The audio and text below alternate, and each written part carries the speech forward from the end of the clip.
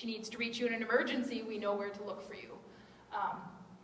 And you know, you can, if you're going somewhere special for research, you can always just text us and tell us where you're going to be at. If, you know, for example, you know, you're going to be in a new location that you wouldn't normally be in, you can just tell us that, and we can note it on there. I will say we want you to have your cell phone on you in case we have to do a text weather alert. That's usually the main thing that that comes up around here, is there can be, you know, whether it's a thunderstorm or something that might pop up. We like to be able to send texts to people so that everybody will know that there's a thunderstorm coming. And then, you know, the other things that I'll mention, you know, the bug spray, but sunscreen as well. You guys may be too young to think about wrinkles and that kind of stuff, but skin cancer's bad, and you know, if you can avoid it, better off. Another thing you may want to keep an eye on, plant identification skills are really helpful.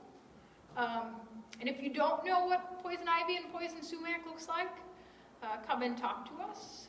So Matt has a fun game that he just built that can help you identify poison ivy. That's over, it will be over in the visitor center. Right now it's out at the Barrier Bay. But there's probably 6 or 7 plants on the property that look like poison ivy. But if you don't know what it looks like, and same with poison sumac, you probably will need to come and talk to us. The other thing I will mention is we do have poison ivy block and poison ivy after treatment that you can wash that off. And that way, even if you get poison ivy, we have a gel thing that you could put on afterwards. But the ticks and the poison ivy are usually like the main thing that people get sad about here. Because, you know, people always worry about rattlesnakes, but it's, you know, somebody in this room is probably going to get poison ivy, and it's probably going to be bad. That's how it's going to roll. So. Hey, Sarah. Yep. One thing that folks might want to know is that, so the poison ivy is transferred by an oil, and so when you go and take your shoes off, your boots, whatever, I mean, probably don't want to be in the field without pants, but, you know, touching those things and whatnot, I mean, really those kind of precautions help a lot. I mean, you take your shoes off and then you scratch the back of your neck or something, and next thing you know, yeah, poison ivy. Or if you have like a dog that, you know, like goes out in the woods and then gets into your bed, which you're not allowed to have pets in the housing, important. But any of that stuff, if you get oil, it can give you, if you get it on your skin, even if you didn't directly touch the plant, maybe it got on your backpack or something, all those things can get you poison ivy. You'll find out pretty quickly whether or not you have it, you're allergic or not. So. Just some of the other sort of lab practices. If you are working with any sort of hazardous materials, so there are a couple of people who are using, I guess not a lot, using chemicals this year, but particularly for our artists, when you're working with some of the cleaners or cleaning up stuff, just be sure that you're using proper safety equipment and that you're you know, ventilating areas, or just, you know, be careful with all of that. And so you can either talk to me, AJ, your mentor, you know, we can help you work through some of that, figuring out sort of the best way to do that and just keeping you guys safe. One other thing that I want to mention is we need to keep all the doors shut over at Meadow Lodge, the education building, the lab. So a couple reasons. Part of it's sort of just basic safety. You don't want random people wandering in. The other thing is, like, there are critters who will wander in. Like, you guys laugh, but like, no joke. Like, we've had weird stuff wander into the education building. And sometimes it's good, sometimes it's like salamanders, but like sometimes it's snakes, sometimes it's whatever. So, toads. So, you know, keeping those doors shut also helps us with heating and cooling and that kind of stuff, but more importantly, keeps stuff that should be outside, keeps it outside. So, sort of basic life stuff. We are a dry campus, so no alcohol, no drugs. If you want to go out to drink and you're over 21, there are lots of nice places in Hastings that would appreciate your patronage. But you just can't be doing that here. Breakfast is in the visitor center from 8 to 9, and then lunch from 12 to 1, Monday through Friday. So dinners and weekends are on your own, and I will mention that food service doesn't start, I think it's May 9th. It's whatever that second Monday is in May. So if there are a few of you who I know would like to come before that, you will be on your own for that first week, just because food service won't be running. The same thing with, kind of weekends. There is sort of opportunities if the kitchen staff has leftovers, and they often do on Fridays to get leftovers. Could be a giant plate of cookies, it could be whatever happens to be from that week. So there are opportunities there. No overnight guests without checking in with me or AJ. We just don't have a lot of space in the housing this year, and we just need to make sure we have enough space. And if you check with me, we could probably get you an actual room with a bed and get those people set up. So just talk to me if you need an overnight guest. The other thing is just make sure you're contacting me to pick up, or in this case, me or AJ, to pick up housing keys and just facilitate check-in.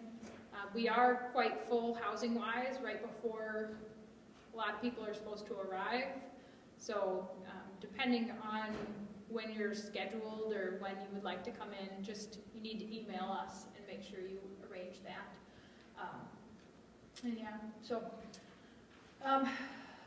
One of the things I did want to spend some time on is setting social norms, and this is sort of inspired by Paul. What I'm hoping to do is write up a social contract that as you come in, you get to sign when you enter housing so that we understand what reasonable expectations are for you living in the housing. And so, does anybody have any particular suggestions about what sort of expectations you have for the other, there will be 18 people total living in one house together. Does anybody have any reasonable expectations they think the other 17 people should have? Your dishes. Okay. Speaking from experience. Do you have a suggestion, Nick? You look like you're inspired. What did we have a problem with last year? You should probably label your food. Okay. So you know that it's yours rather than other people know that it's yours. Do you want with name and date? Sure. Why not? Where you prepared it? Yeah, okay. Yeah. What's in it? Prepared your peanuts? Yep. Maybe be considerate, of noise levels. So do you have a particular time range you feel like this is appropriate? Maybe really early morning or late night. And can you be more specific? Maybe 4 to 7 a.m. and then, I'm a night owl, so I don't know how late. Maybe How to the bird people. yeah. We start at 5 in the morning. So hopefully Hannah is rooming with one of those bird people? Does anybody have a end time when people should be less loud? Suggested for people? 11 p.m. 11 p.m. Any votes from the crowd?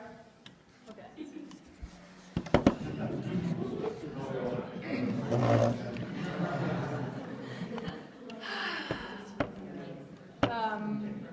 So I will say we will be going to the housing, and we can think about these a little bit more when we get to the housing, but there are socially shared bathrooms. They're unisex bathrooms that, have a door, and anybody uses them from that. You could use any bathroom in the house you want, but it has a shower, a toilet, a sink.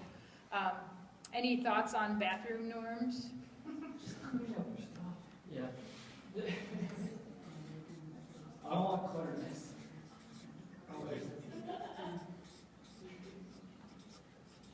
Is there a toilet suggestion?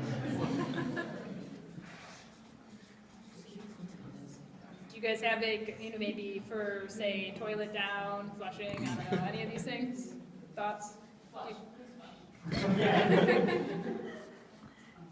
given, but Okay. So we're on page 1. Anybody have any